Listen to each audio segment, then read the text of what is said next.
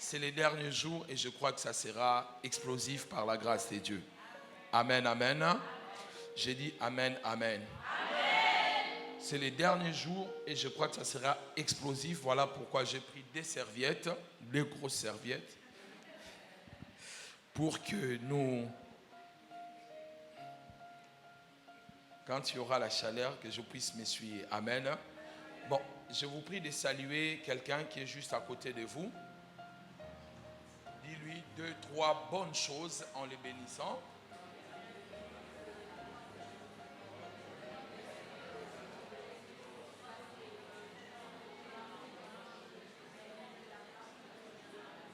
Deux, 3 personnes, bénis-les.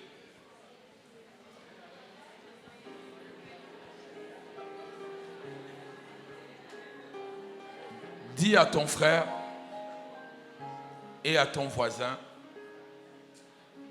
ta vie changera après ces cultes.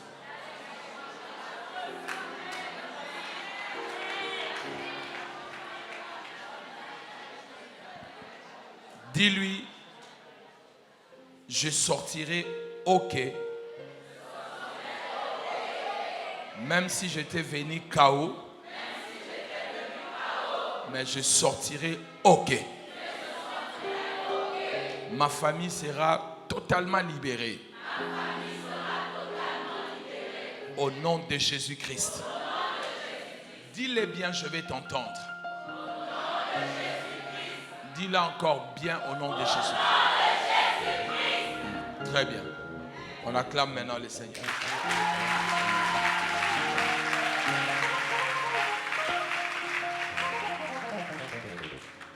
Bienvenue à vous toutes et à vous tous au dernier jour de cette réunion.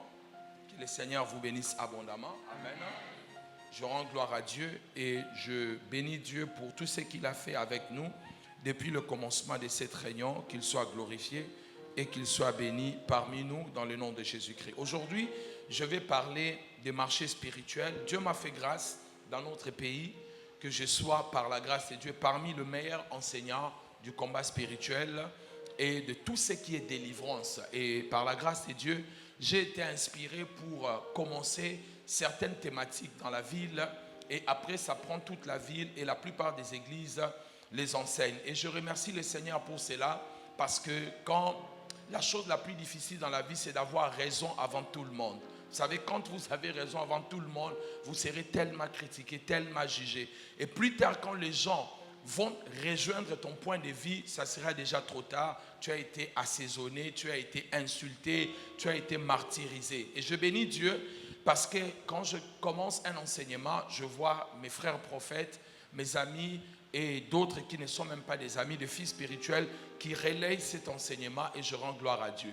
Cet enseignement que je vais vous donner, je l'ai donné pendant plusieurs jours, une semaine, mais je vais prendre des branches importantes de cet enseignement et retenez bien, ça va vous aider, ça va vous permettre de comprendre comment les choses de Dieu fonctionnent et comment le marché spirituel se passe. Le marché spirituel.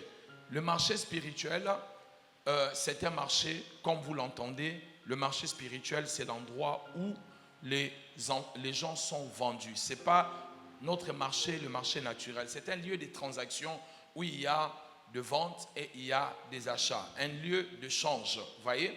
Alors, soyez prêts, on va aller rapidement et Dieu nous fera grâce et nous allons comprendre beaucoup de choses. Amen. Amen. Alors souffrez un peu parce que de temps en temps je regarderai mes notes pour voir ce que je peux vous donner, ce que je peux prendre comme essentiel et ce qui ne sera peut-être pas essentiel pour l'instant. Amen. Amen, amen. Alors vous devez savoir, mes bien-aimés, il existe des marchés spirituels. Peut-être vous ne le savez pas, vous êtes jeune, vous n'avez pas trop fréquenté les anciens, vous n'avez pas trop fréquenté les aïeux, vous n'avez jamais été dans des maisons de féticheurs, mais vous devez savoir que les marchés spirituels existent. Et très souvent, le marché spirituel s'ouvre sur base de deux choses. Première des choses, par rapport à la demande. Lorsqu'il y a une demande de vies humaines dans un pays, dans un territoire, dans une localité, Dans une route, on peut aussi demander, et vous allez constater sur cette route-là, il y aura beaucoup d'accidents, beaucoup de morts. Ça peut être dans un carrefour, comme il est écrit dans Ézéchiel 21, 21, le roi de Moab est assis, le roi de Babylone est assis au carrefour en train de tirer des flèches, d'interroger des téraphimes, d'examiner le foie. Vous devez savoir qu'au niveau des carrefours, il y a aussi des hôtels. J'ai remarqué que votre pays, comme tous les pays, en tout cas d'Afrique, la France n'en parlons même pas, mais dans votre pays, j'ai remarqué qu'il y a des hôtels dans la plupart des endroits. Quand vous passez, vous sentez, vous voyez, il y a quelque chose. Mais je ne sais pas, mon esprit est en train de chercher à comprendre pourquoi. Bon, bref, donc je vais rester dans mes affaires. Amen. Donc, voilà, donc la plupart des carrefours, il y a des hôtels. Et il y a même certaines routes, lorsque vous les empruntez, vous allez entendre, il ne passe pas une semaine sans qu'il y ait des accidents. Il ne passe pas un mois sans que les gens meurent. Ces genres de routes sont des hôtels, des réclamations de vie, des marchés spirituels où les sangs doivent couler pour que cet endroit-là, les gens qui ont posé leurs hôtels, puissent vivre comme il faut. Je me rappelle quand on était jeunes, on était encore pratiquement de mineurs, avec la foule de la jeunesse, on est parti voir un marabout, un fils des ténèbres. On voulait avoir le fétiche pour que les femmes nous aiment. Oh mon Dieu. Donc nous sommes partis avec un ami et quand nous sommes arrivés là-bas, le monsieur nous a fait des pentacles. Et il a écrit de mots en arabe, on devait porter. Et l'autre, on devait planter cela dans des carrefours. Alors quand on pose la question à ces messieurs, pourquoi on doit planter dans le carrefour? Il nous a dit, si une femme vous dit non, le jour où elle passera là où vous avez planté vous avez fait votre hôtel, même si elle vous avait dit non, elle viendra vous chercher elle-même pour vous dire oui. Ainsi, beaucoup de gens ne le savent pas. Dans des carrefours, il y a des choses qui se font là. Il y a des libations des animaux. Peut-être quand vous dormez, à 2 heures, les gens viennent avec des animaux. Ils vont tuer, ils vont faire des libations et répandre les sangs dans le carrefour pour contrôler l'environnement, contrôler tous les gens qui sont dans cet endroit pour sacrifier ces personnes-là. Dans d'autres quartiers, vous trouverez, il y a des femmes qui ne travaillent pas à la mairie ni à la commune, mais elles balayent tous les jours à 4h, à 5h du matin. Vous vous posez des questions, qui paye cette femme? Qui lui donne assez de courage? Elle se réveille du lundi à dimanche, elle balaye chaque jour à 5h. Très souvent, ce sont des personnes, des agents du diable qui vont bloquer les pieds des gens qui sont dans ce quartier-là en train de balayer, de jeter de l'eau de mort pour attraper les pieds de ces gens-là. Voilà pourquoi, mes bien-aimés, quand une église naît dans votre quartier, vous devez glorifier le Seigneur. Elle vient de fois pour renverser les forteresses des ténèbres et les puissances maléfiques qui sont établies dans cet endroit et dans cet environnement. Deuxième vérité, c'est très souvent lorsqu'on arrive dans des périodes festives, très souvent vers le mois de décembre, le marché spirituel s'ouvre. Et vous allez remarquer que pendant le mois de décembre, il y a beaucoup de morts pour 2 raisons. Premièrement, donc pour une raison, parce que la deuxième, ça n'a pas vraiment d'importance, pour une seule raison. Le mois de décembre est un mois, comment on appelle ça, de shift. Nous allons passer à l'année qui va arriver. Et tous les fils des ténèbres, ceux qui ont le pouvoir, ceux qui sont positionnés, doivent se préparer pour donner leur sacrifice afin que l'année prochaine, ces personnes-là soient positionnées. C'est pour cela qu'ils vont prendre la décision au mois de décembre, prendre dans le marché spirituel, tuer les gens, sacrifier les gens pour qu'ils soient bien positionnés. Le monde spirituel, de Dieu comme de Satan, ce n'est pas un monde de plaisir. C'est un monde de sacrifice. Celui qui sacrifie beaucoup, c'est celui qui règne dans le monde spirituel. C'est pour cela, si tu prends ton neveu, tu le sacrifies, ça ne sera pas comparable à celui qui a sacrifié son propre enfant. Vous voyez? Celui qui prend son enfant, il tue son enfant dans le fétiche. Et toi, tu vas prendre un cousin, tu viens sacrifier. Du point de vue spirituel, vous n'aurez pas le même poids. Vous n'allez pas avoir la même valeur. Je vous avais dit cela.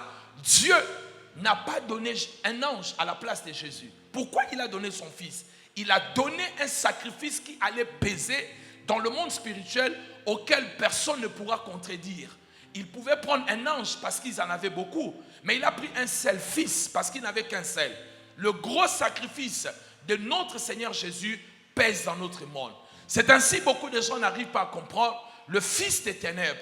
Lorsqu'il demande des sacrifices, il demande très souvent les parents, il demande les enfants, il demande toujours des personnes qui ont plus d'importance pour nous, pour que ces personnes, lorsqu'elles vont passer de l'autre côté, elles vont travailler pour nous. Enfin, elles vont travailler pour eux, du moins pour ces personnes qui font des sacrifices. Quelqu'un me dit Amen bien. Amen.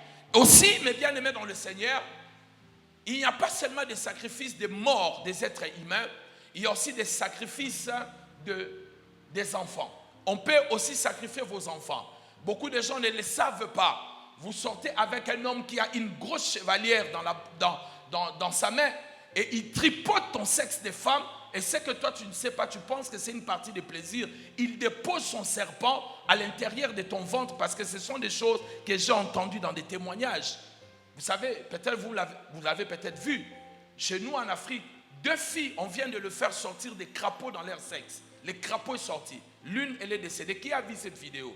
Ça circule un peu partout. Voilà. L'une, elle est décédée, mais l'autre, elle est venue à l'église. Voilà, on l'a aidée. Vous voyez? Donc, les crapauds, tout cela, c'est quoi? Il est sorti avec un peuple, un monsieur de West Afrique, qui avait une grosse chevalière. Et pendant leurs rapports et tout, il ne faisait que les tripoter en partant.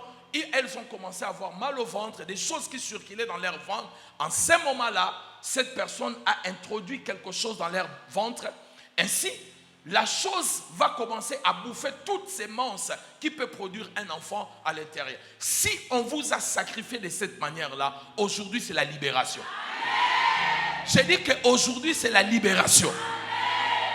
Alléluia. Il y a une de sœurs dans notre église. Lors de la délivrance, j'ai fait sa délivrance, je lui ai dit, rentre chez toi, tu verras ce qui va arriver. Elle rentre à la maison, elle était en train de préparer pour son mari. Elle sent, vous permettez, excusez-moi pour ma vulgarité, elle sent dans sa culotte quelque chose est en train de... Bon, elle continue à préparer, mais elle sent dans sa culotte, c'est comme si quelque chose est en train de bouger. Elle laisse, elle dit, je vais aller voir. Quand elle entre dans la chambre, elle baisse sa culotte, elle voit un serpent qui sortait dans son sexe. Alléluia. Elle ne croyait pas. C'est dans YouTube. Je crois si vous regardez dans mon YouTube, vous allez voir cela. Et puis, elle voit cela en train de sortir. Elle crie. Elle appelle sa sœur et le serpent est sorti. Elles ont pris la photo. Et la femme, elle est stérile. Jusqu'aujourd'hui, nous attendons le miracle pour sa vie. Je suppose que ce serpent était là juste pour avaler la sémence de son mari. Quand le mari dépose la sémence, le serpent va ramasser, va prendre cela et partir avec. Frère, vous ne connaissez pas le monde spirituel. Et il faut bénir le Seigneur pour la délivrance. Amen. Une autre jeune sœur est venue à l'église. C'est aussi sur YouTube. Lors de la délivrance, le Seigneur m'a parlé. J'ai dit, cette sœur a un serpent dans son ventre. Au moment où je suis en train de parler, le serpent va sortir. Elle aura la menstruation sur place. Pouf, la menstruation est sortie. Le sang sortait des blocs de sang, comme des têtes de serpents.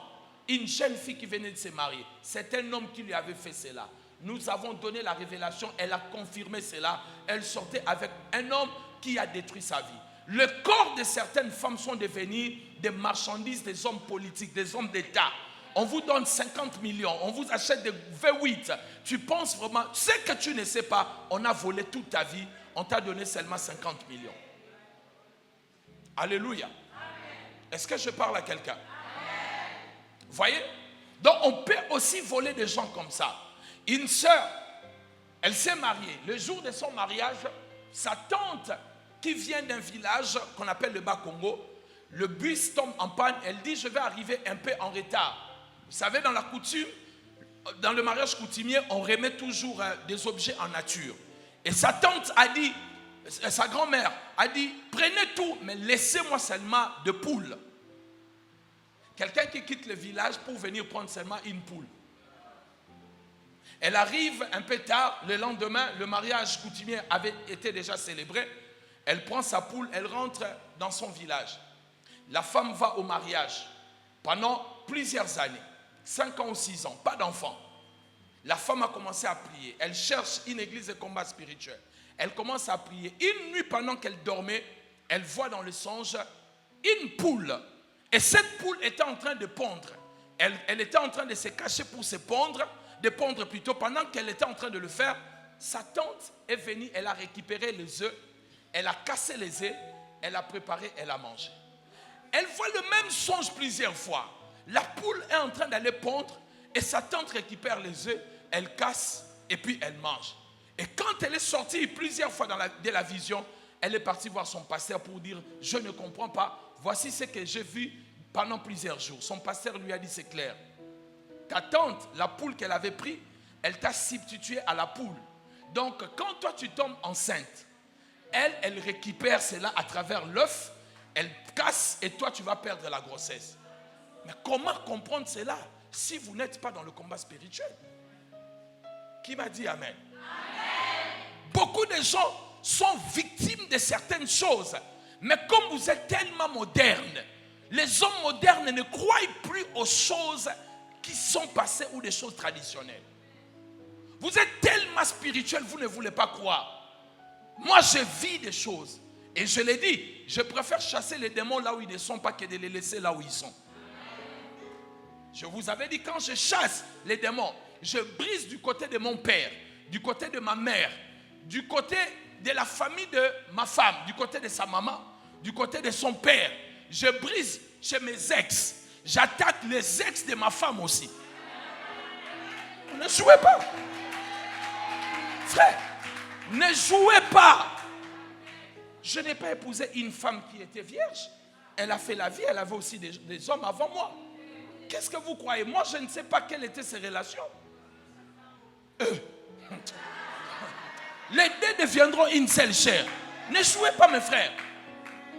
Frères, ne jouez pas. Quand vous priez, priez sérieusement. Il faut vraiment prier.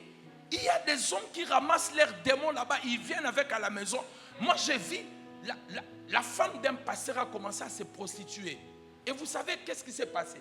Coucher avec le frère de l'église. Et vous savez qu'est-ce qui s'est passé? Les gens ne pouvaient pas comprendre. Il n'y a que des hommes spirituels. Son mari avait commencé à aller chercher des prostituées dans la ville. Et du coup, quelques temps après, la femme a commencé à faire la pute à l'église. Moi, j'ai compris. Les démons que le mari ramassait dehors, quand il vient s'accoupler avec sa femme, il transmet à sa femme les mêmes démons et ça crée ses désirs dans sa femme. Une femme sérieuse. Parce que la Bible dit les deux deviendront une seule chair. La Bible dit celui qui couche avec une prostituée devient prostituée. Tu couches avec un sorcier, tu deviens sorcière. C'est la Bible qui le dit. La qualité de la personne qui couche avec vous vous transmet la chose qui se trouve en elle. Amen. Est-ce que je parle à quelqu'un? Et n'oubliez pas, même dans le corps des rêves, il y a des démons. Même dans le corps des rêves. Même dans les tablettes de chocolat, il y a des démons. Il n'y a pas seulement les MST, il y a aussi les DST, démons sexuellement transmissibles. Donnez-moi un amen bien. Alléluia. Voyez-vous, mes bien-aimés dans le Seigneur, donc nous devons comprendre cela. Maintenant, ce que vous devez comprendre, dans le marché spirituel, mes bien-aimés, il n'y a pas seulement la mort je vais toucher à la fin. Il y a aussi des échanges maléfiques. On peut échanger votre vie, prendre votre vie et vous donner la vie d'une autre personne. Certains d'entre vous ici, des fois, quand vous regardez vos enfants, vous dites que ça, ce n'est pas mon enfant. Je ne reconnais pas mon enfant. C'est comme si on m'a échangé l'enfant. Ça vous est déjà de voir cela?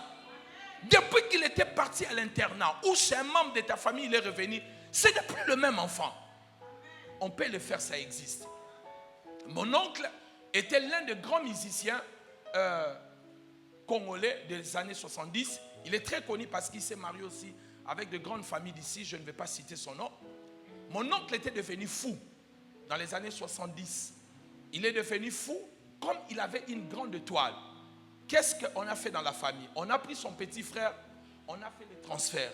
On a enlevé la folie chez mon oncle, on a mis sur son petit frère. Son petit frère est devenu fou, mon oncle a été rétabli. Et on a dit à mon oncle, tu ne peux pas rester ici. Si ton frère te voit, il va te tuer. Tu dois partir en Europe. Voilà. On a enlevé la folie sur une personne pour mettre dans la vie d'une personne. C'est ça qu'on appelle des échanges maléfiques. Amen. Ça existe. Et beaucoup de gens ne le savent pas. On peut aussi le faire en transférant une maladie sur quelqu'un. Par exemple, lorsque quelqu'un est malade, et ça je vais le dire tout à l'heure, vous avez déjà remarqué cela.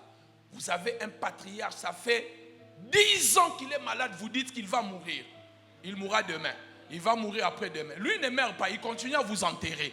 Quand vous venez le rendre visite à l'hôpital, 2 mois après, vous partez. Lui, il est toujours là. Dis amen bien.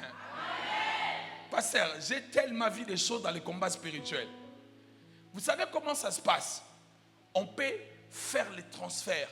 Ça veut dire, si on veut transférer une maladie chez quelqu'un, qu'est-ce qu'on va faire? On peut prendre seulement un animal. Cette personne vient avec sa chèvre chez un marabout. On lui dit de mettre la main. Il part, il transfère sa maladie sur l'animal. Et on lui dit, va offrir à la famille. Et on arrive là, on dit, ah, l'oncle est là depuis, il est gentil, il a pensé à nous, il nous a envoyé la vache et tout ça, on va manger. Quand vous allez manger cela, vous mangez sa maladie. Lui se sent bien, il devient en forme. Et la maladie qui était en lui, ça entre dans votre corps. Juste après, vous sentez des douleurs dans le corps, tous ces problèmes-là. Certaines maladies, même si vous passez par l'IRM, vous allez faire des scanners, on ne le verra pas parce que l'ordre de cette maladie est spirituel. Je pensais que quelqu'un allait me dire Amen. Alléluia. Voyez-vous mes bien-aimés dans le Seigneur. Autre chose qui se passe, ça veut dire qu'on peut voler une partie de votre corps. On peut voler une partie de votre corps. Ça veut dire, vous devez comprendre que dans le monde spirituel, tout peut se vendre. Qui a connu un grand musicien de chez nous qu'on appelait Luambo Makiadi? Franco, Luambo Makiadi. C'était un grand chanteur. Et Luambo Makiadi, il a chanté une chanson qu'on appelait Kisang Amen. Bon, peut-être vous n'êtes pas, il n'y a pas trop de Bakongo, le Bakongo c'est à Brazza. Dans cette chanson-là, Kisang Amen, il est en train de dire à sa maman, réveille-toi, parce qu'il avait son petit frère qui est aussi un grand chanteur, Marie Bavon. Il dit, réveille-toi. Les gens sont partis dans le marché des nuits. Ils sont en train de manger tous tes enfants, tuer tous tes enfants. Ouvre les yeux, réveille-toi. On va finir tous tes enfants. Ils cherchent aussi à me tuer. Et à un moment dans ces cantiques-là, la musique s'arrête, le gars entre en transe. Et il commence à parler dans sa langue maternelle. Il commence à faire des imprécations. Ce sont des réalités. Des musiciens chantent des vérités, des réalités. Il est en train de montrer à sa mère, moi je vois des marchés spirituels. Toi tu penses que tes enfants meurent de manière naturelle, mais tes enfants sont vendus dans le marché. Et dans le marché, on peut vendre même les cheveux d'une personne. J'ai une maman à moi qui était mon encadreur dans le domaine prophétique. Elle est décédée, une femme de fait. Quand elle parle, si elle dit seulement je vois le ciel ouvert, frère, vous tous ici vous allez tomber, personne ne va rester debout. Même les gens qui passent dans la rue. Cette femme avait une onction terrible. Maman Germaine, un jour on était en train de parler, elle m'a dit papa, je suis en train de faire une délivrance d'une femme. Cette femme quand elle est venue, elle n'a que des cheveux ici. Elle fait tomber, les cheveux tombent. Son mari l'envoie en Suisse, en Afrique du Sud. Elle va se faire soigner. Quand elle est venue voir la servante de Dieu, la prophétesse du Seigneur lui a dit, cette nuit, le Seigneur t'ouvrira les yeux et tu verras. Va chez toi. La dame dort. Pendant qu'elle dormait, vous savez qu'est-ce qui s'est passé? Elle sent que quelqu'un est en train de toucher sa tête. Elle se réveille, elle attrape la main de la personne, c'est son mari, qui est en train de couper ses cheveux. La même personne qui l'envoie à l'hôpital, c'est la même personne qui est en train de la détruire. Voilà pourquoi Jésus a dit, l'homme aura pour ennemi quelqu'un de sa propre maison. Alléluia. Est-ce que quelqu'un est en train de m'écouter? Donc, les cheveux de cette femme étaient vendus. Les cheveux symbolisent la gloire. Quand on vous vole les cheveux, on vole votre gloire. Souvenez-vous de Samson, quand on a coupé ses cheveux, il n'avait plus la force, il n'avait plus la gloire. Amen. Vous voyez mes bien-aimés, tout dans le monde spirituel peut être vendu. On peut vendre votre pied. On peut vendre votre jambe. Beaucoup de gens ne le savent pas. Une dame est devenue tétraplégique. Frères et sœurs, elle est tombée, je vais dire presque ici, là. Elle est tombée et les 2 jambes se sont cassées. Jusqu'à maintenant. Les gens m'ont dit non, vraiment, j'ai dit non. On a vendu le pied de cette femme. Oh, mais comment vous aussi vous exagérez? C'est normal, elle était tombée. J'ai dit, écoutez, dans le monde spirituel, lorsqu'on vend la jambe d'une personne, il faut créer maintenant une circonstance pour justifier ce qui a été fait. Sinon, ils vont attraper les sorciers. Donc la personne va tomber et on va dire non, mais ne cherchez pas trop loin. Elle était tombée, c'est normal. Pour quelqu'un qui tombe d'ici jusqu'à là, elle devient tétraplégique. Est-ce que c'est normal? Les pieds ont été vendus. Un de mes pasteurs priait avec une femme. Cette femme avait une maladie d'éléphant. Le pied gonflé comme ça. Lors de la prière, la femme tombe en transe et pendant qu'elle dort, elle voit qu'elle se trouve dans un marché. Et ce marché-là, elle voit le parti de corps humain qui était vendu. Oh. Et puis elle voit sa jambe sur une table, on est en train de la vendre. Et les gens passaient, posaient des questions, c'est à combien? Les gens posaient des questions, mais les gens n'achetaient pas. Et puis elle sort de la vision. Quand elle est sortie de la vision, elle a dit à l'homme de Dieu, l'homme de Dieu lui a dit, tu viens d'être sauvé. Si ta jambe était achetée, on allait t'amputer la jambe dans le monde réel. Beaucoup de gens, quand on achète leurs jambes dans le monde réel, on va amputer leurs jambes. Maintenant, avant de toucher le fond de mon message, je vous parle d'une histoire que moi-même j'ai vécue. Nous avons pris la décision de rentrer en Afrique, moi avec ma femme, la première fois. Nous arrivons à Kinshasa. Ma femme vient d'une famille de chefs. Mon beau-père, d'ailleurs, il est chef coutumier. Et sans compter qu'il y a des guerres, des clans qui cherchent à toucher mon beau-père parce que c'est un richicisme. Alors, qu'est-ce qui va se passer? Il arrive que j'arrive avec ma femme, bonnement en Afrique, je l'accompagne au marché, son pied, sa jambe entre dans un caniveau. Pasteur, on retire le pied de je retire le pied de ma femme. Ma femme a dit, je ne pourrai plus marcher, j'ai mal. Nous rentrons à la maison, je fais un peu de VX, on prie un peu. On a fait un peu de prière. Bon, à cette époque, j'étais jeune dans la foi. Je ne maîtrisais pas encore le monde spirituel comme aujourd'hui. Et nous arrivons là, nous avons prié. Mais on a continué à prier, à faire le traitement. Les pieds de ma femme commencent à s'améliorer. Qu'est-ce qui va se passer? Quelques semaines après, la petite soeur de ma femme commence à gratter sa jambe. Elle gratte sa jambe. La jambe commence à gonfler. Ça devient un problème. Et finalement, ça devient un problème sérieux. Elle doit partir en Inde pour se faire soigner.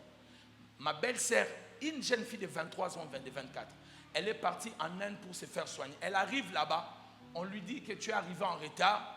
Ton problème est déjà atteint au niveau, je ne sais pas quoi, on doit t'amputer la jambe. On ampute la petite la jambe, elle rentre à Kinshasa, 3 semaines ou 1 mois après, elle est décédée. Donc, on a voulu acheter la jambe de ma femme. Et heureusement, nous, on était dans la prière. C'est pour cela qu'il ne faut jamais être le plus faible de la famille. Lorsqu'on cherche à vendre, à récupérer quelqu'un, quand on rate celui qui est fort, on prend celui qui est faible. À partir de maintenant, tu ne seras plus faible. À partir de maintenant, tu ne seras plus le plus faible. Je te couvre avec le sang de Jésus. S'il y a des réclamations de mort dans ta famille, on ne te touchera pas. Si tu crois, dis Amen 5 fois, come on.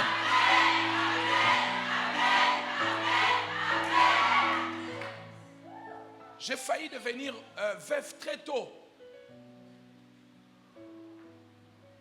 Amen. Mais heureusement, je priais. Une fille que je voulais épouser, juste une parenthèse. Ma famille voulait que je pousse cette fille. C'était une belle fille. Ma famille voulait. Mais bon. Et cette fille, elle vient de décéder il y a 2 ans, 3 ans. Ma femme m'a dit, tu vois, si tu l'avais épousée, j'allais devenir veuf.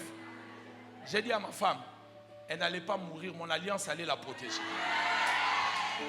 Comme toi aussi on voulait te tuer, mais l'alliance que j'ai avec Dieu, ça t'a protégé. Alléluia. Donc, mes bien-aimés dans le Seigneur, la 4e des choses, et c'est ce qui est essentiel que nous voulons partager avec vous. Je demande aux femmes, si vous permettez, je vais enlever ma veste. Il paraît qu'on n'enlève pas la veste devant les femmes. Permettez. Amen. Voyez mes bien-aimés dans le Seigneur. Donc vous devez comprendre cela. Maintenant, je vais parler de mort. Comment on tue les gens avant le temps. Et je vous ai parlé ici, mes bien-aimés, qu'on peut tout acheter dans votre corps. On peut acheter une partie de votre corps. On peut acheter même votre cerveau et l'enfant devient fou. On peut acheter la tête d'une personne. Tu as une migraine infinie. Tu as tout fait, scanner, tout. Les médecins te disent qu'on ne voit rien. Si on ne voit rien, tu dois être en bonne santé. Mais pourquoi on ne voit rien, tu es toujours malade? Le problème est d'ordre spirituel.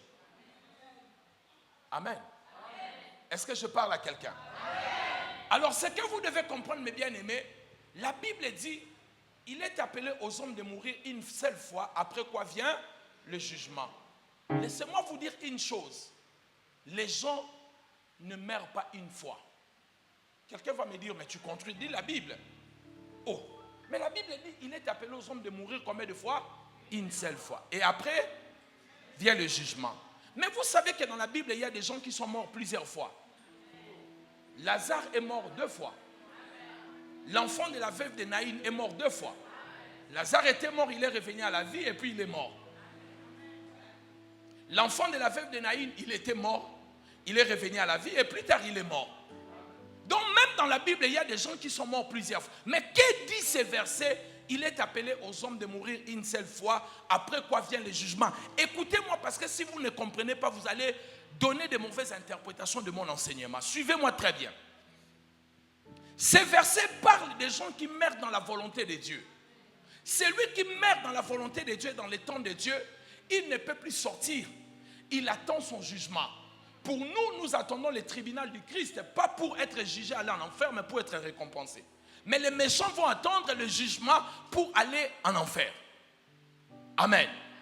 Maintenant, qu'en est-il des personnes qui sont mortes avant leur temps? Amen. Ne dormez pas. Ne dormez pas parce que les choses commencent. Qu'en est-il des gens qui meurent avant leur temps? J'aimerais d'abord vous dire que tout le monde n'est pas dans les séjours de mort. Tous les morts ne se trouvent pas dans les séjours de mort. Lisez bien la Bible. Quand vous lisez les livres d'Apocalypse, la Bible dit quand le sceau fut ouvert, les âmes qui étaient sous l'autel de Dieu. Donc il y a d'autres âmes qui sont mortes, mais qui ne sont pas entrées dans les séjours de mort, mais qui sont sous l'autel de Dieu, les martyrs dans le Seigneur.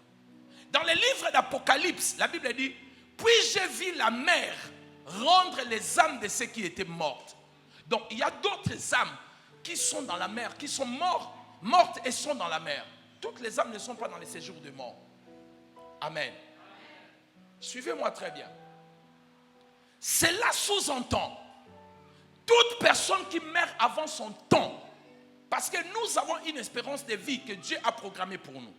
Que nous devons vivre, par exemple, jusqu'à 85 ans, jusqu'à 90 ans. Et toute personne qui meurt avant 90 ans, le temps qui lui reste là, c'est la personne qui l'a vendu qui va récupérer ce temps pour utiliser ce temps, soit donner le succès à d'autres personnes, aux artistes, aux musiciens, aux gens qui font les arts, soit cette personne va utiliser cela pour son propre succès. Pendant tout ce temps-là. Amen. Ah, dans d'autres familles, on a vu des choses. Vous êtes en train de pleurer puis quelqu'un s'élève. Pourquoi vous avez pris l'âme de cette personne? Vous avez vu cela? Des fois, on porte le cercueil. Si quelqu'un t'a fait cela, attrape cette personne-là. Vous partez avec le cercueil comme ça vous ramène comme ça. Ou ça tombe sur quelqu'un. Dis la vérité. Oh. Parce que on peut tuer quelqu'un avant son temps. On peut prendre quelqu'un. On peut le tuer alors que ce n'est pas encore son temps. Qu'est-ce qui va se passer? Celui qui est mort dans la volonté de Dieu entre dans les séjours de mort pour les repos. Amen. Celui qui est mort hors la volonté de Dieu a été tué avant son temps, son âme devient captive par la personne qui l'a vendu. Cette personne va prendre son âme, cette personne va utiliser son âme, cette personne va exploiter son âme. Voici ce qui se passe actuellement, une histoire qui se passe chez nous au Congo. Il y a un village vers le bas, l'Angola, on appelle ça Louf. Un jeune homme est là-bas, il a épousé une dame. Il vit avec cette dame, ils ont même un enfant. Le jeune homme a dit à la dame, toi, ça fait des années on s'est mariés, je ne connais même pas ta famille. Je ne sais pas, donc moi je vais partir à Kinshasa pour voir ta famille.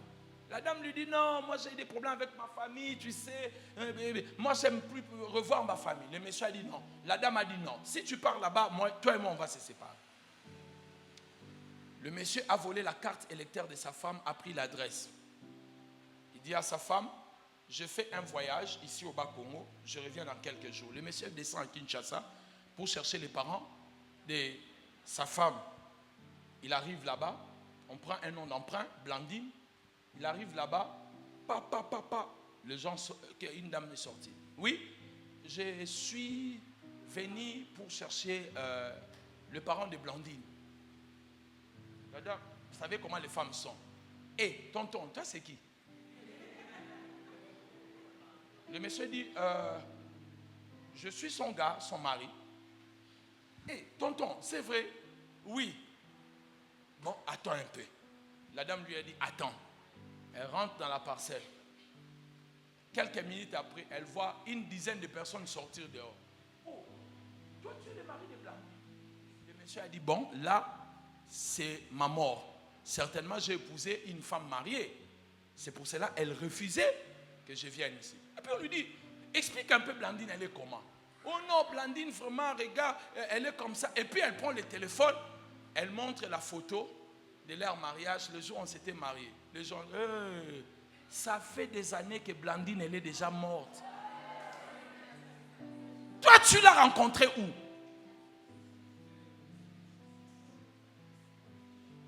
Les gars KO. Jette de l'eau, réveille-toi, messieurs. Voyez-vous les hommes? En fait, j'ai dit quoi, vous? Nous les hommes. Tu as une sœur ici à l'église, tu connais bien, tu connais sa famille. Mais tu veux t'embrouiller jusqu'au Nigeria. Oh, moi, je veux une Nigérienne. Tu vas épouser ce qu'on ne doit pas épouser. En ce qui concerne le mariage, écoutez-moi conseil, frère. Épousez une femme que tu connais. N'osez pas d'épouser quelqu'un que tu ne connais pas. Les frères ne disent pas amen, ils sont tous mariés. Hein?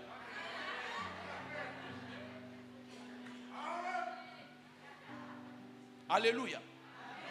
Dis amen bien. Amen. Un amen plus fort que ça. Amen. Quels sont les signes qui prouvent qu'une personne est morte avant son temps?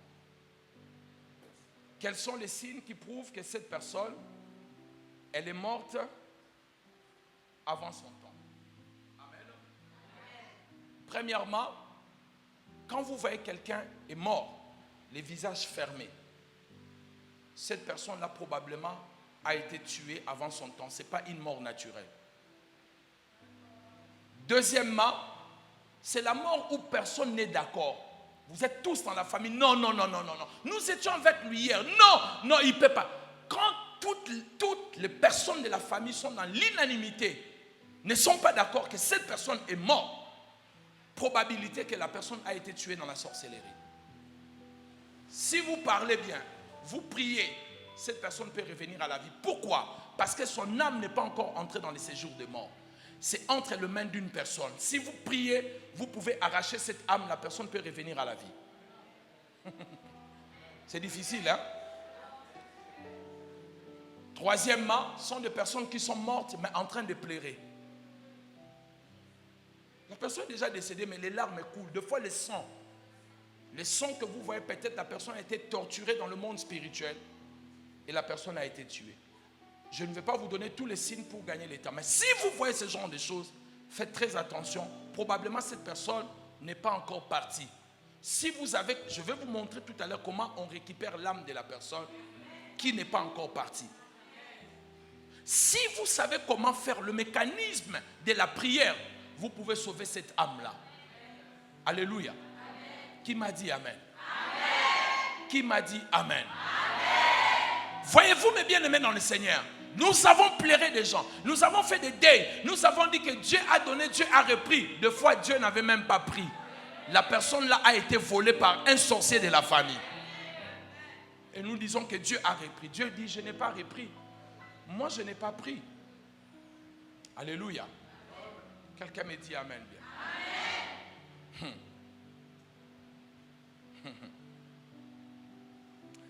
Maintenant, mes bien-aimés dans le Seigneur, vous devez savoir que les morts bavardent beaucoup. Les morts bavardent beaucoup. Prenez pour moi Luc chapitre 16. Je vais vous montrer quelques mystères de la Bible et ça va vous faire du bien. Le mort bavarde beaucoup. Vous savez que les morts ont des sentiments? Vous ne le savez pas? Les morts ont des sentiments. Et les morts bavardent beaucoup. Vous savez, chez nous, je ne sais pas si chez vous ça arrive, mais chez nous, lorsqu'on tue quelqu'un par la sorcellerie, il y a des cérémonies traditionnelles où les gens font, ils commencent à faire des imprécations en disant si ta mort est entre les mains de quelqu'un, un membre de la famille, quelqu'un l'a fait, que 3 mois ne dépassent pas que cette personne puisse te suivre. Après 3 mois, vous allez voir quelqu'un partir aussi. Amen. Luc chapitre 16, qui a trouvé? Commençons au verset 16. Donnez le micro, s'il vous plaît. Celui qui a trouvé ou celle qui a trouvé peut lire pour nous. J'ai beaucoup de choses à faire. On peut lire. Ceux qui sont dehors sont en train de m'entendre. Réagissez avec un gros amen. Très bien. Merci, maman. Lis pour nous. La loi et les prophètes ont subsisté jusqu'à Jean. Oui. Depuis lors, le royaume de Dieu est annoncé, et chacun use de violence pour y entrer. Il est plus facile que le ciel et la terre passent qu'il ne laisse qu'un seul craie de lettre de la loi vienne à tomber. Quiconque repudie sa femme et en épouse une autre commet un adultère.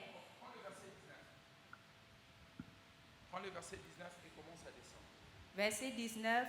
Il y avait un homme riche qui était vêtu de pourpre et de fin lin, oui, et qui chaque jour menait joyeuse et brillante vie. oui, Un pauvre nommé Lazare oui, était couché à sa porte, couvert d'ulcères, et désireux de se rassasier des miettes qui tombaient de la table du riche. oui.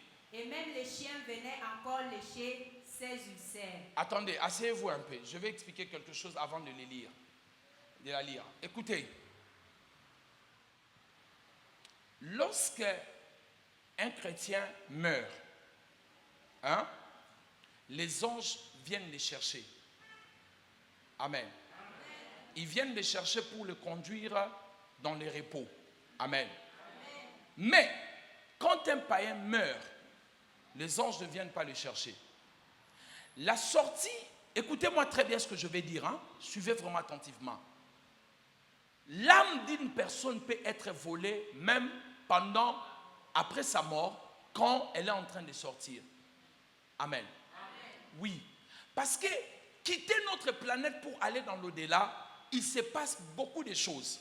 C'est pour cela, lorsque Moïse était mort, dans Jude verset 7 jusqu'au verset 9, Satan est venu pour prendre son corps. Il était déjà mort, mais Satan a voulu prendre son corps. Dieu a dépêché l'ange Michael pour récupérer le corps de Moïse. Et la Bible dit, Dieu l'a enterré dans un endroit secret sur la terre. Personne ne peut trouver là où on a enterré Moïse. Deuxièmement, lorsque Élie montait au ciel, vous savez que dans l'atmosphère, il y a des anges, il y a des batailles ici au ciel. Éphésiens 6, la Bible déclare, nous combattons avec les esprits méchants qui sont où? Dans les lieux célestes.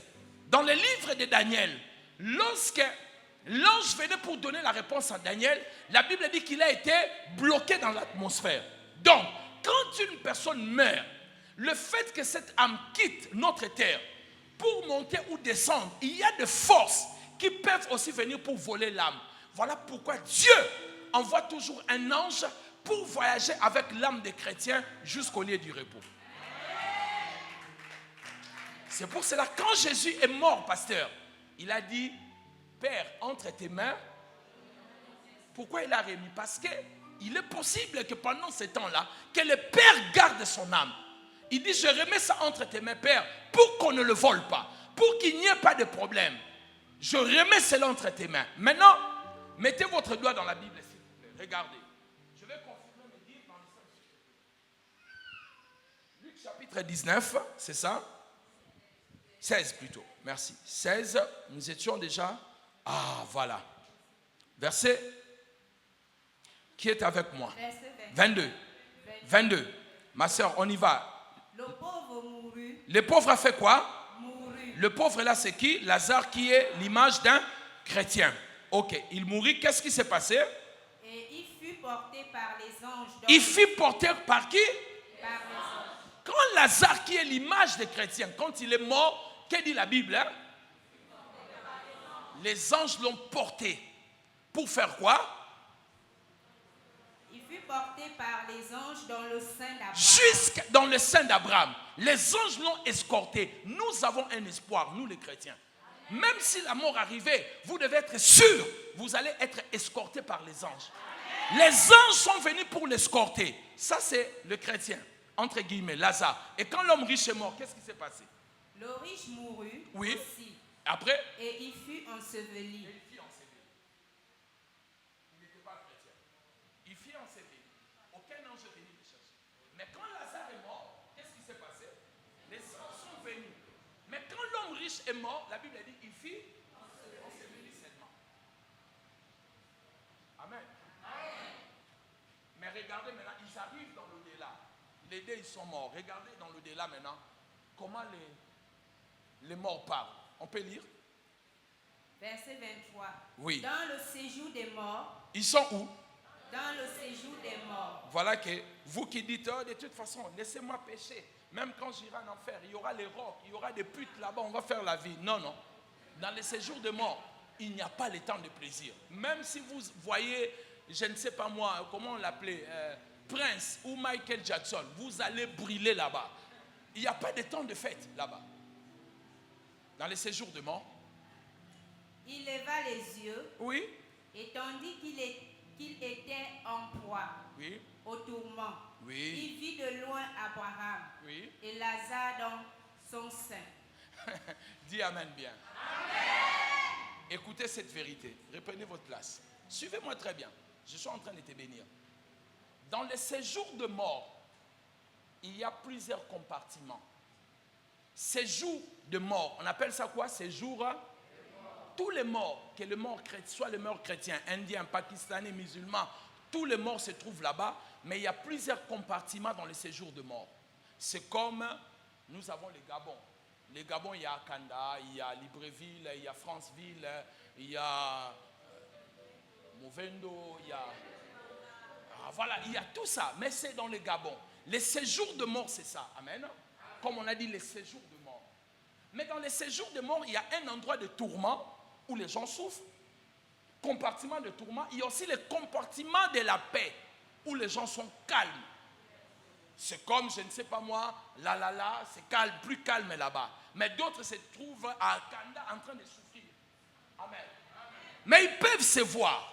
C'est pour cela, lorsque cette dame qui invoquait le mort, elle a fait remonter le prophète Samuel, qu'est dit la Bible? Samuel a dit quoi? Saoul, pourquoi tu me déranges, tu troubles mon repos?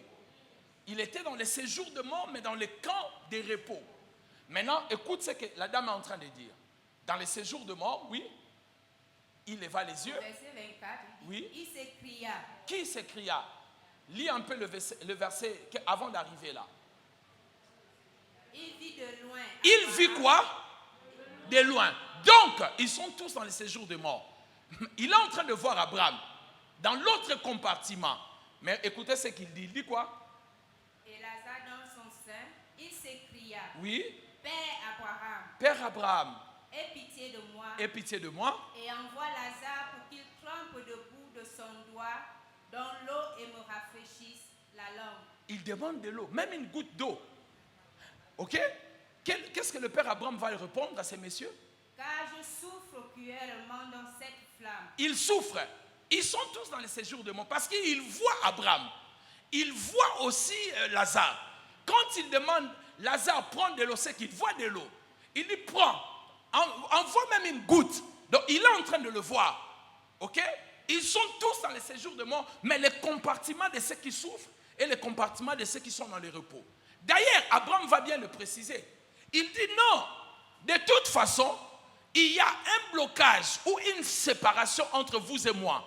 Même si nous avons envie de venir vers vous, nous ne pouvons pas venir. Vous aussi, si vous voulez venir vers nous, vous ne pouvez pas venir. Nous sommes tous dans les séjours de mort, mais on ne peut pas venir vers vous, vous ne pouvez pas venir vers moi. Qui est en train de comprendre? Reprenez place, je vais descendre. Je sens que je suis un peu très haut. Vous m'excuserez. J'enseigne aussi à l'université, donc je comprends. On va descendre un peu. Amen. Amen. Dis amen. On va prendre ce qui fait. Amen. Oh, qui me dit amen? Qui me dit amen? Amen. Donne-moi un amen pour que je te parle. Amen. Maintenant, mes bien-aimés dans le Seigneur, vous devez comprendre, je vais rapidement pour finir, je vais sauter prendre des choses qui sont importantes. Vous devez savoir qu'il y a des marchés de nuit. Apocalypse chapitre 13, verset 18. Je vais vous montrer la preuve biblique de marché. Des marchés de corps humains. Comment on fait des marchés. Apocalypse 13, 18, on va lire rapidement. Qui a trouvé? Apocalypse 18, 13. J'ai un verset, 18, 13. Rapidement.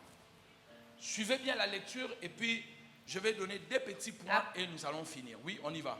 Apocalypse 13, 18, 13. 18, 13 dit, Oui. de Sénanom, d'aromates. Commence au verset 17. Au verset 14 plutôt. 12. Les marchands de la terre plairent. Cargaison d'or d'argent. Commence au verset 11. Car les marchands de la terre. Apocalypse 18, oui. Verset 11 dit, Oui. et les marchands de la terre Suivez pleurent. très bien. Et les marchands de la terre, Pleurent. ils sont des marchands. Ils sont des commerçants. Ils pleurent pourquoi? Et sont dans le deuil à cause d'elle, parce que personne n'achète plus leur cargaison. Ils sont dans les deuils parce que personne n'achète leurs marchandises. Alors, quelles sont les marchandises que ces gens vendaient? Citez-moi la liste de leurs marchandises. Suivez jusqu'à la fin. Cargaison d'or. 1. D'or. D'argent. 2. D'argent. De pierres précieuses. 3. De pierres précieuses. De perles. 4. De perles. De fin lin. 5. De fin lin. De pourpre. 6. De pourpre. De soie. 7. De soie. D'écarlate. 8. D'écarlate. De toute espèce de bois de senteur. 9. De toute espèce de bois de senteur dans leurs marchandises. Oui. De toute espèce d'objet d'ivoire. 10. L'ivoire. De toute espèce d'objet en bois très précieux. 12. Les bois précieux. En airain. Oui, en airain. En fer. Et en marbre. En marbre, continue. Écoutez. De cénamome. Oui.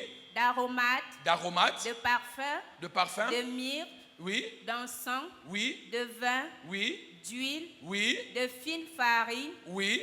De blé. Oui. De bœuf. Oui. De brebis. Oui. De chevaux. Oui. De chars.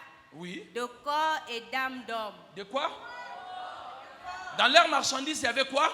De corps et d'âmes d'hommes. Ils vendaient aussi les corps et les âmes des hommes. Et on dit que ces marchands sont en train de pleurer. Pourquoi? Parce que leurs marchandises ne sont plus vendues. Et parmi la liste, la Bible dit qu'ils vendaient aussi les corps et les âmes des gens. Et ils sont en train de pleurer. Vous ne savez pas que quand vous priez, vous faites pleurer les marchands d'âmes et de corps. Dans votre famille, il y a 20 ans, les gens mouraient comme des mouches. Mais maintenant, les gens ne meurent plus parce qu'ils sont en train de pleurer. Leurs marchandises ne sont plus vendues. Mais je déclare à partir de maintenant, leurs marchandises ne marchera plus. Vous ne serez plus leurs marchandises. Vous ne serez plus leurs marchandises. Vous ne serez plus tués comme tout le monde. On ne vous vendra plus au nom de Jésus. Celui qui croit, il me dit amen 7 fois. Comment?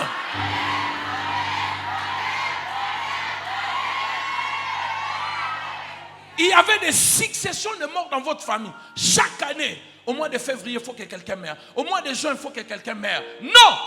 Dis non aux marchands des corps d'âme et des membres dans votre famille. Dis Seigneur, je refuse et je m'oppose au nom de Jésus-Christ. Qui m'a dit amen?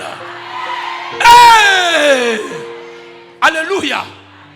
Personne ici ne mourra cette année. Personne. Parole de l'homme de Dieu. Personne. Je refuse aussi que tu enterres un membre de ta famille. Si tu crois, dis amen 5 fois. Comment?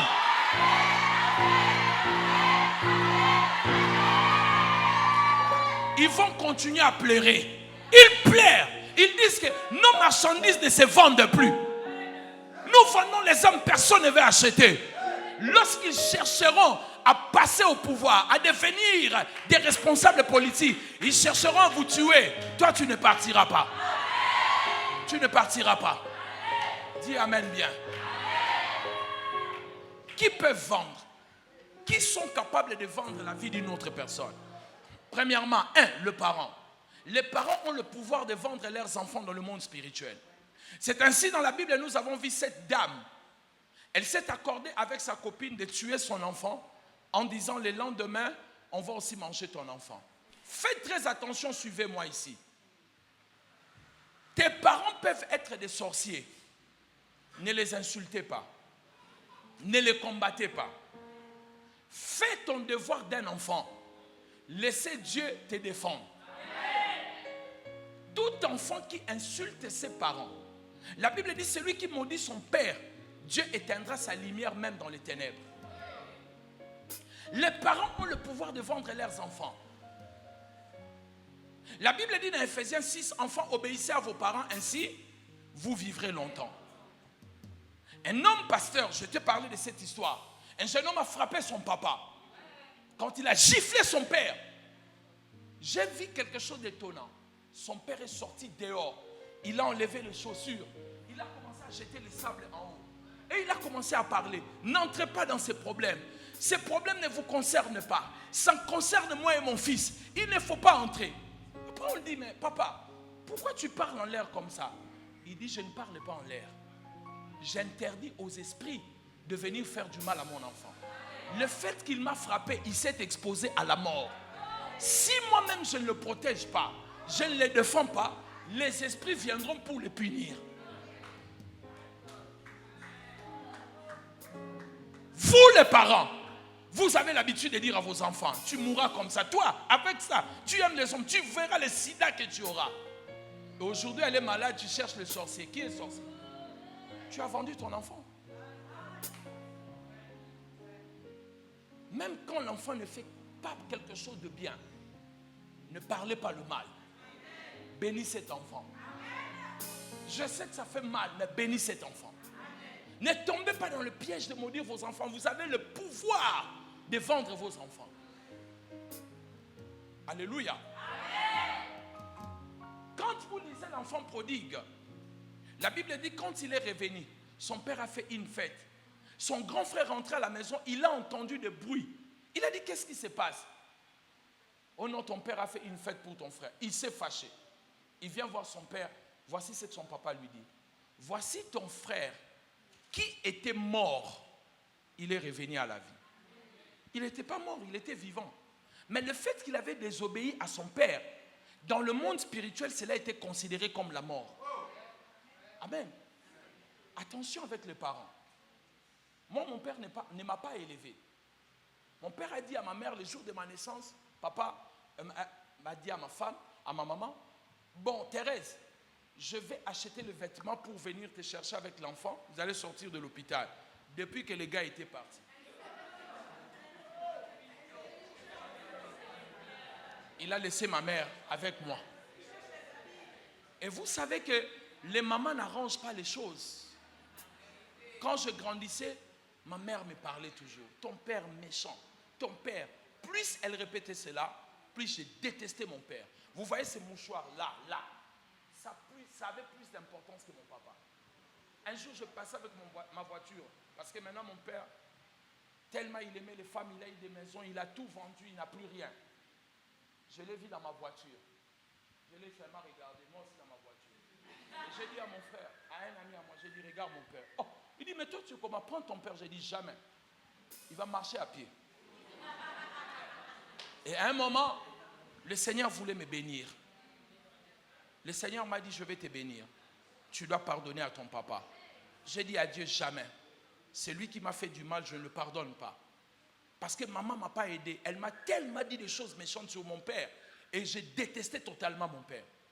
Elle dit, Dieu m'a dit, tu dois pardonner à ton papa si tu vas aller loin. J'ai dit, je ne pardonne pas. Dieu m'a dit, si tu ne veux pas pardonner, je vais te montrer une chose. Il m'a dit, tu as mis ton papa dans une prison. Et chaque prisonnier a besoin d'un gardien.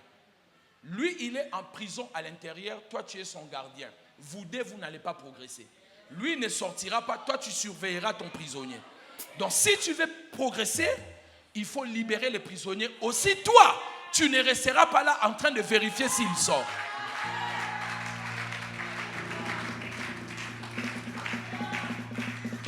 Quand Dieu m'a montré cela, je revenais de l'Europe, j'ai acheté des costumes pour mon papa. C'est la première fois. J'ai acheté des chemises, j'ai mis l'argent dans une enveloppe. J'ai fait entrer mon papa dans ma voiture. J'ai dit, papa, aujourd'hui je voulais te parler. Regarde le mal que tu m'as fait. Ça. Quand je venais chez toi, tu ne me donnais rien. Des fois, je rentrais à pied, tu ne payais pas. Mon père n'a même pas signé mon bulletin. Je voulais dire le bulletin de maternelle, il n'y en a pas. Donc, il n'a même pas. Mon père n'a même pas. Je ne sais même pas s'il m'a acheté les bonbons de l'école. Je lui ai dit, j'ai parlé à mon père.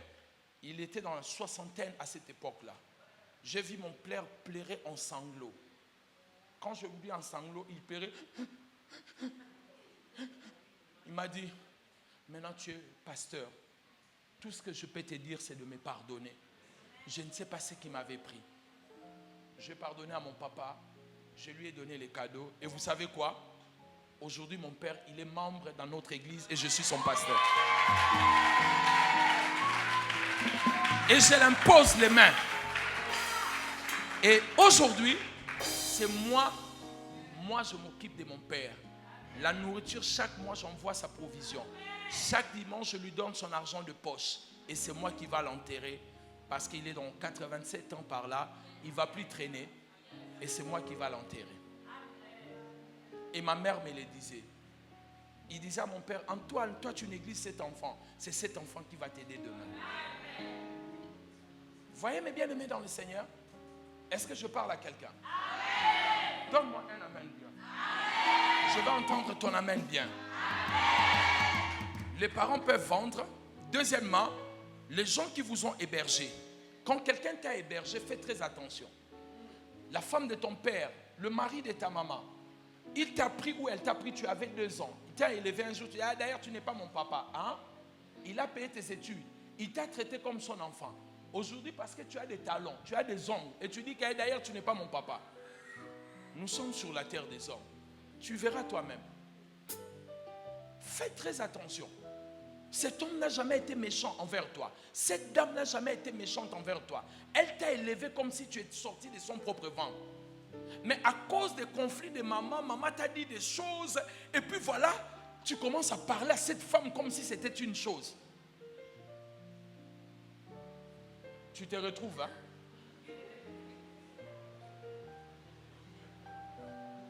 Si elle parle, le malheur peut t'atteindre. Amen. Troisièmement, des personnes que vous devez de l'argent. Payer des dettes. J'ai dit quoi? Donc, vous voyez une dame comme ça, qui prend le risque d'aller en Chine. Elle passe par Nairobi. Nairobi, Dubaï. Dubaï, Bangkok. Bangkok, Guangzhou. Elle prend le risque de mourir. Elle laisse son mari et ses enfants. Elle fait son commerce. Elle revient avec les sacs. À peine qu'elle est en train de montrer, tu en prends déjà 12. Et quand elle vient te demander, tu dis, amène-moi dans les tribunaux. Parce que tu es pasteur ou tu es chrétien. Au sans effet, ça ne va rien me faire sans effet. Vous jouez avec Dieu. Hein? Son argent, sa souffrance, toi tu viens avec sans effet. Tu verras ce que tu verras sur la terre des hommes. Aucun pasteur ôtera cette parole-là. Fais très attention. Il y a des choses, certains problèmes que les gens ont dans la vie, ça demande seulement d'aller demander pardon et de réparer. Et les choses vont s'arranger. Amen. Faites attention à quelqu'un que tu dois de l'argent et qu'il ne te demande plus son argent. Ne soyez jamais errés. Il peut le récupérer d'une autre manière.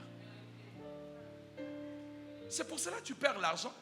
Tu as 5 millions puis tu cherches. Ah, mais qui m'a volé? On a récupéré. Toi tu ne payes pas. On te récupère spirituellement. Payer des dettes. Quand tu ne paies pas, soyez humble, discutez avec la personne, demandez un moyen de paiement. On va payer chaque mois. Mais ne soyez pas orgueilleux. N'allez pas dire, ah, et de toute façon, si tu veux, amène-moi au tribunal. Ce n'est pas le tribunal des hommes qui vont vous juger, le tribunal des nuits. Qui a dit Amen? Alléluia. Qui a dit Amen? Voyez mes bien-aimés dans le Seigneur, l'avant-dernière des choses, nous le trouvons dans Ézéchiel chapitre 13, verset 18, où nous voyons, on peut aussi prendre la vie chez toi et prendre la mort et te donner. Lisez pour moi rapidement. Je suis arrivé pratiquement à la fin. Je sens que je dois prier. Qui a trouvé Ézéchiel chapitre 13, verset 18? Ézéchiel chapitre 13, verset 18 dit: Suivez bien ces textes, hein, s'il vous plaît. Lis. Tu diras, ainsi parle le Seigneur, l'Éternel. Malheur à celle qui fabrique des coussinettes. Dis très bien, maman, plus fort. Malheur à ceux qui fabriquent des coussinettes. On y va. Malheur à celle qui fabrique des coussinettes, Oui. pour toutes les aisselles, Oui. et qui font des voiles pour la tête des gens de toute taille. Oui. Enfin, de surprendre les âmes. Oui. De surprendre les âmes, oui. Pensez-vous surprendre les âmes de mon Pensez-vous peuple surprendre les âmes de mon peuple? Écoutez ces versets. et conserver vos propres âmes. Oui. Vous me déshonorez En faisant quoi? auprès de mon peuple En faisant quoi? pour des poignées d'or Oui. et des morceaux de pain. Qu'est-ce qu'ils font? En tuant des âmes, Ils font quoi? en tuant des âmes qui ne doivent pas mourir. En tuant des âmes qui... Qui- Et après, ils font quoi? Ils Et- font vivre. Hein? et en faisant vivre les âmes qui ne doivent pas vivre. Qu'est-ce qu'on a dit? En Répète. faisant vivre les âmes qui ne Commence doivent d'abord pas en vivre. tuant. Commence d'abord en tuant. En tuant des âmes qui ne doivent pas vivre, Est-ce que vous entendez cela? En tuant des âmes qui ne doivent pas mourir, qui ne doivent pas mourir. Donc Et- quelqu'un qui ne devait pas mourir, on a fait quoi? On l'a tué. Et après, de l'autre côté, on a dit on fait quoi? et en faisant vivre des âmes qui ne doivent pas vivre. On fait vivre celui qui ne devait pas. Voilà. C'est comme ça que dans la plupart des familles, quand quelqu'un est malade, on peut prendre celui qui est malade, qui est censé de mourir, lui ne mourra pas. Quand vous venez le rendre visite, et vous-même vous dites, ah, je viens de l'hôpital, vraiment, ah, l'oncle là, s'il arrive dimanche prochain, c'est vraiment la grâce de Dieu. La semaine d'après, soit toi qui étais parti à l'hôpital, tu meurs, soit une autre personne de la famille meurt, et puis lui, il se sent bien. Il sort un peu à l'hôpital pendant 1 mois, il vient vous enterrer. Après 3 mois, quand il tombe encore malade, il rentre à l'hôpital. Dès que vous partez le rendre visite, qu'est-ce qui vous arrive? Soit vous mourrez, soit une personne. C'est ces versets-là. Celui qui devait mourir, il ne va pas mourir. Et on va tuer celui qui ne devait pas tuer. Et on va faire vivre celui qui ne devait pas vivre. Vous avez été déjà victime de cela dans votre famille? Ce soir, on va prier, on va mettre fin à cela. J'ai dit ce soir, on va prier, on va mettre fin à cela. Vous savez, il y a des signes qui prouvent que quelqu'un n'est pas mort. Des fois, vous pouvez rêver un membre de votre famille qui vous dit, je ne vois pas le chemin. Vous voyez votre frère, votre parent se réveiller dans le songe, en train de pleurer. Et c'est pour cela, dans certaines religions, on fait même des messes. Ah, j'ai rêvé papa qui me demande qu'on fasse une messe. Vous voyez, je ne soutiens rien. Je ne suis pas de cette religion-là. Je dis seulement ce que j'entends. Papa a dit qu'il ne voit pas les chemins. Si vous pouvez organiser. Parce que beaucoup de gens que nous avons enterrés, croyant qu'ils sont morts dans la volonté de Dieu, ces gens ne sont pas morts dans la volonté de Dieu. Amen. Amen. Dites Amen. Amen. Dites Amen pour que nous terminons. Amen.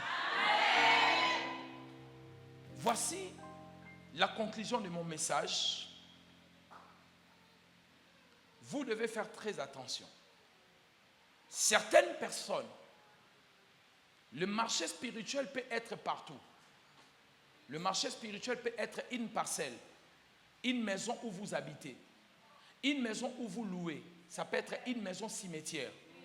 Nous avons loué dans une parcelle à Kinshasa. Je n'oublierai pas cette adresse. Mayenge A44. Direction Itaga. Au coin. Dans cette parcelle, si vous louez, avant de quitter, vous devez perdre au moins un membre de votre famille.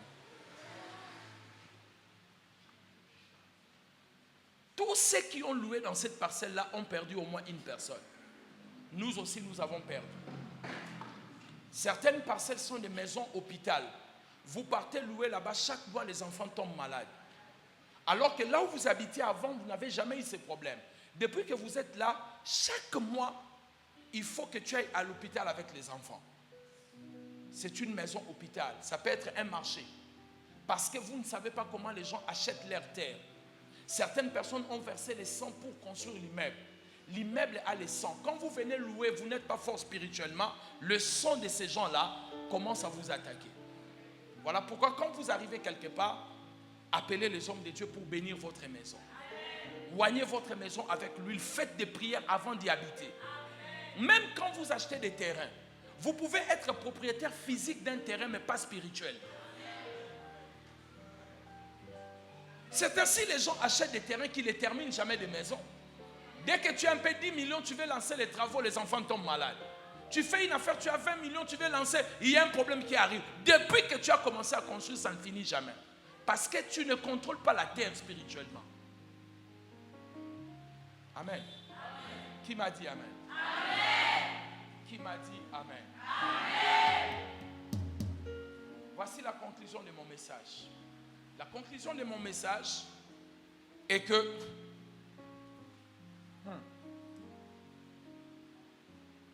la conclusion de mon message, c'est que lorsque la mort s'approche d'une personne,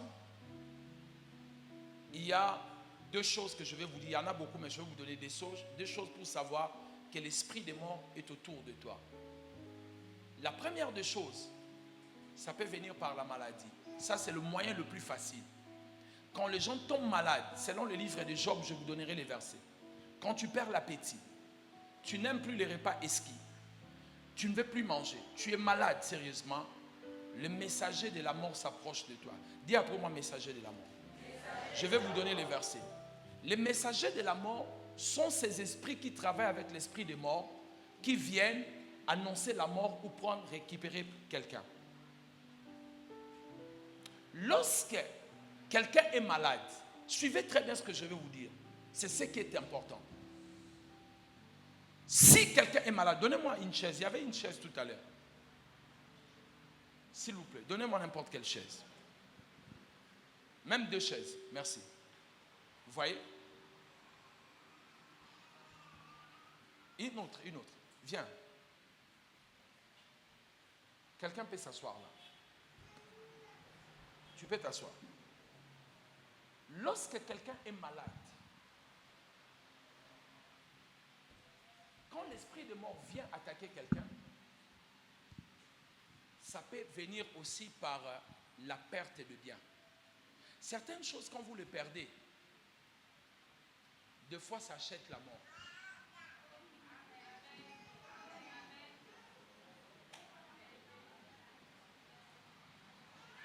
Je vais vous donner des versets tout à l'heure. Alors que ce monsieur est malade, ok? C'est peut-être mon cousin. Il est malade sérieusement. Suivez bien. Ce que je vous donne, c'est une clé puissante. Pendant qu'il est malade, il y a le messager de la mort qui vient pour partir avec. Il doit partir. Moi, je suis son oncle ou son pasteur ou un membre de sa famille. Je suis chrétien. J'ai ma Bible. J'ai prié pour lui. Je suis garde-malade. Pendant que je prie pour lui et je le surveille, le messager de la mort, avec l'esprit de mort, ne peuvent pas entrer dans la chambre pour le prendre et partir avec. Ne peuvent pas voler son âme. Parce que je suis un gardien. Parce que le gardien et le veilleur des âmes existent. Il y a des gens qui veillent sur les âmes des gens. La Bible dit, ayez la déférence envers vos encadreurs, car ils font quoi? Ils veillent sur vos âmes. Vous êtes d'accord avec moi, si on veille sur quelque chose, c'est qu'on peut la voler. Ils veillent sur vos âmes parce qu'on peut voler vos âmes. J'ai déjà arraché les âmes de membres de notre église. Je vis la nuit, et même ils dormaient, ils ne savaient même pas qu'on venait les tuer. Dieu me montre dans la vision qu'on vient les tuer et je commence les combats spirituels. Maintenant, au moment où le messager des morts, avec l'esprit des morts, arrive pour prendre cette âme, voler cette âme, partir avec cette âme, ils ne peuvent pas entrer là où il y a un intercesseur. pas entrer là où il y a quelqu'un qui lit la Bible et qui protège cette personne. Voici comment on va les tuer. Tu ne mourras pas, c'est un exemple. Ces paroles n'ont aucun effet dans ta vie au nom de Jésus. Voilà comment on peut faire pour prendre cet enfant. On va créer un désir en lui. Ah, tante, va me chercher des pommes de terre. J'ai envie de manger la pomme de terre. Ah, où est-ce qu'on va prendre la pomme de terre? Moi aussi, sa tante, j'appelle tout le monde. J'appelle ma soeur, téléphone fermé. J'appelle, finalement, bon, je pars vite, je vais te faire la pomme de terre. Je sors de la chambre, je vais chercher des pommes de terre. Pendant que je vais sortir, je laisse les terrains vides. L'esprit des morts et le messager des morts vont entrer, récupérer l'âme. Et des fois, je ne vais même pas arriver au coin, je dis, ah, j'ai oublié mon sac. Le temps de rentrer, on me dit que ton enfant est mort.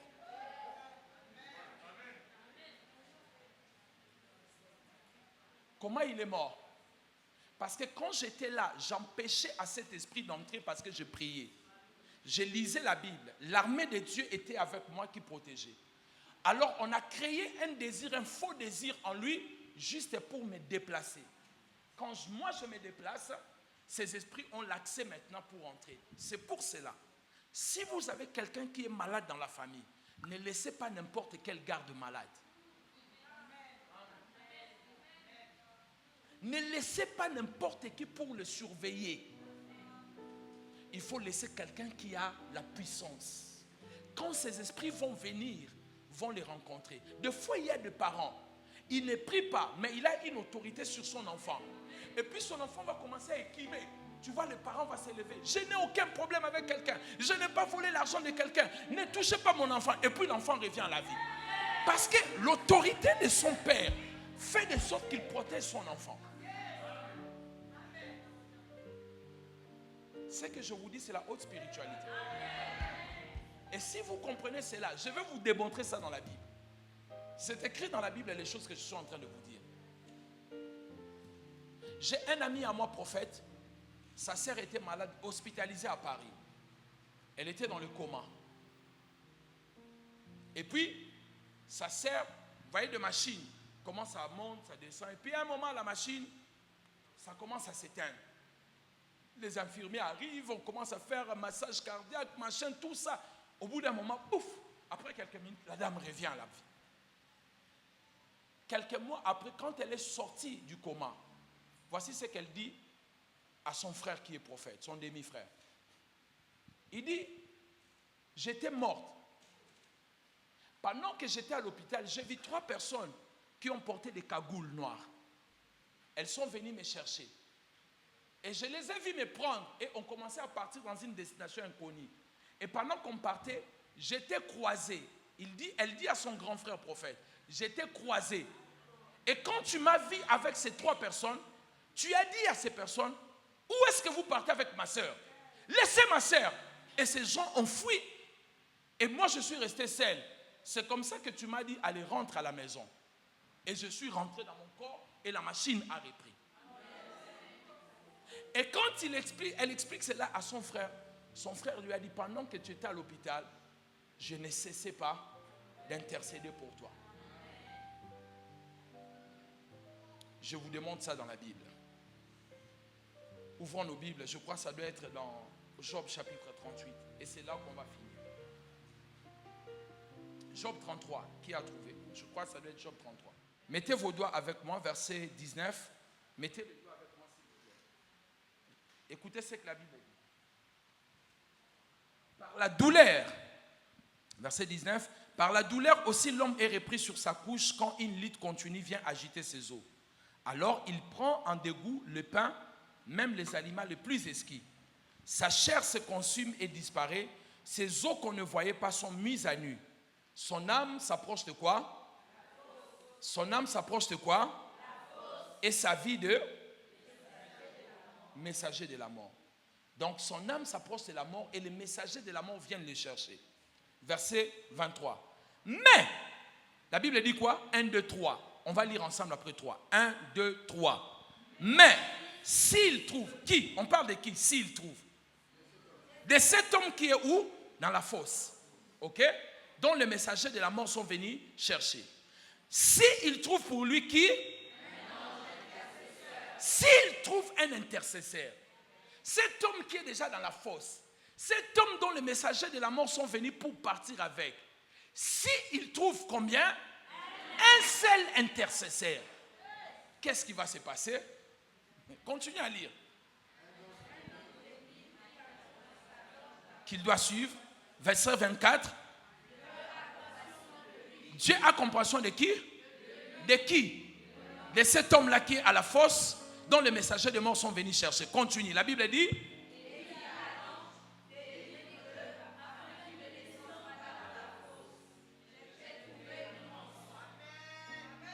Est-ce que tu as compris ce que tu as lu? C'est l'un des plus puissants versets qui sauve de la mort. La Bible dit, pendant que cet homme est dans la fosse, la Bible dit qu'il est déjà dans la fosse, dans le cercueil, il est en train de partir. Mais s'il trouve un intercesseur, un ange, un homme intercesseur, Dieu dira à l'ange, libère son âme de la fosse, parce que j'ai trouvé quoi? Une rançon. Il ne va plus mourir. Parce que par la prière, j'ai trouvé un moyen de sauver cette personne. Voyez-vous comment vous avez enterré vos frères, vos amis facilement. Vous avez arrêté de prier parce qu'ils étaient dans des problèmes. On a prié, ça ne marche pas. Continuez à prier. Aussi longtemps qu'il n'est pas mort, continuez à faire quoi? À prier. Dieu dira à l'ange, va retirer son âme dans la fosse. Alléluia. Voici comment savoir que la mort est en train de venir, c'est ça. Deuxièmement et le dernier, c'est à travers le rêve. Quand vous commencez à faire le rêve de mort, des parents qui sont décédés, des amis qui sont décédés, l'esprit de mort est en train de venir vers vous. Il y a des gens ici, quand on va prier, vont crier, les chaînes de la mort vont vous lâcher parce que vous rêvez de mort, des gens qui sont morts depuis un moment. Ça revient. Vous rêvez des amis, des personnes qui sont déjà parties. Mais aujourd'hui, ça va partir. Dans quelques temps, dans peu de temps, ça va partir. Seulement dans peu de temps, ça va partir. Alléluia. Un monsieur a fait un rêve. Dans son rêve, il se voit dans un deuil. Et dans ce deuil-là, les gens sont en train de pleurer, de pleurer. À un moment, il a dit, oh, mais moi je suis dans ce deuil, je ne sais même pas qui est mort. Je vais aller voir la personne qui est décédée. Il vient dans le cercueil, pendant que les gens tournaient, il regarde, il se voit lui-même dans le cercueil. Et il crie, dit non, je ne suis pas mort, je suis là. Personne ne l'écoutait. Les services d'ordre ont soulevé le cercueil. Il courait derrière le cercueil, personne ne l'écoutait. Jusqu'au cimetière, on l'a enterré. Quand on a fini de l'enterrer, il s'est réveillé. Comme il ne priait pas, il est parti voir son ami. Il dit, ah, j'ai fait un rêve aujourd'hui, un drôle de rêve.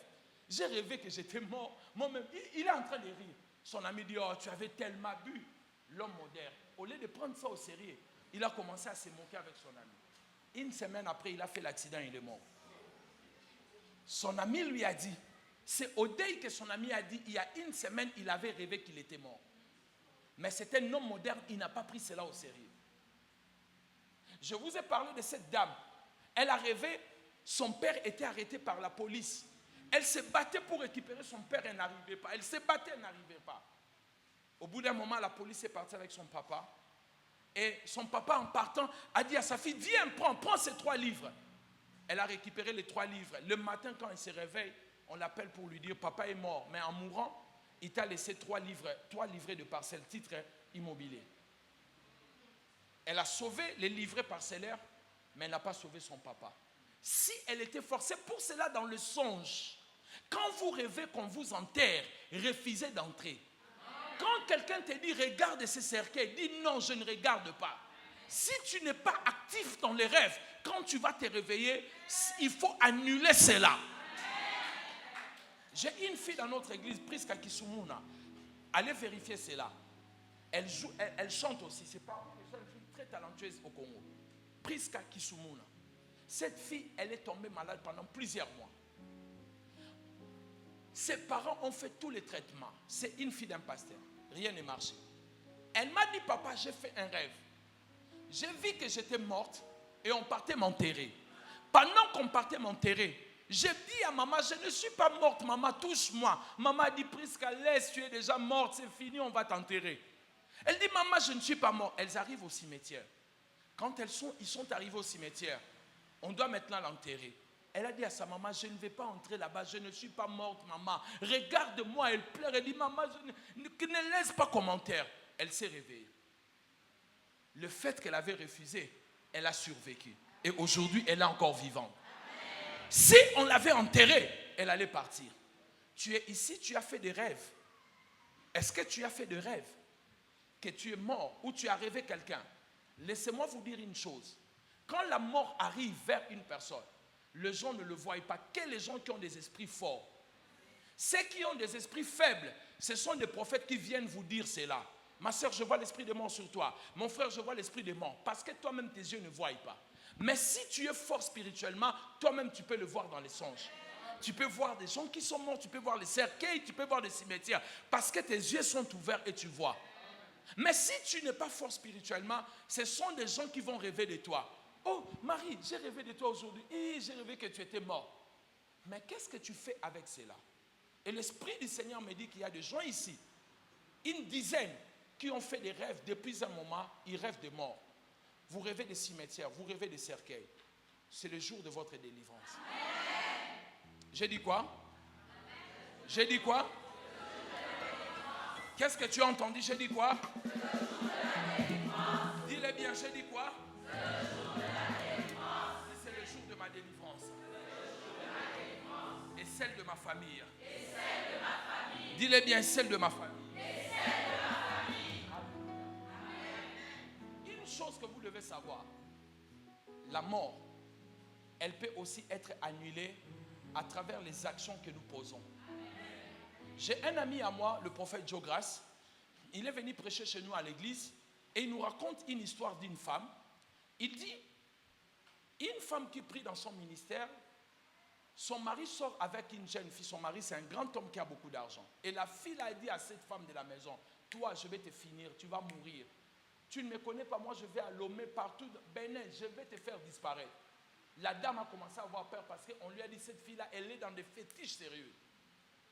Elle est partie voir son pasteur, le prophète Joe Grace. Il a dit, prophète, regarde, cette dame, il paraît qu'elle est réputée dans le fétiche, elle veut me tuer. L'homme de Dieu lui a dit, va demander le prix d'un cercueil en ville. Demande le prix d'organiser le deuil. La dame a fait le calcul. Elle a dit, prends cela, viens élever l'autel. Quand la dame est venue, le prophète lui a dit, la mort qu'elle a prévue contre toi, je renvoie cela sur elle-même. Cette dame est partie en pique-nique après l'aéroport là-bas avec le jeep de son mari.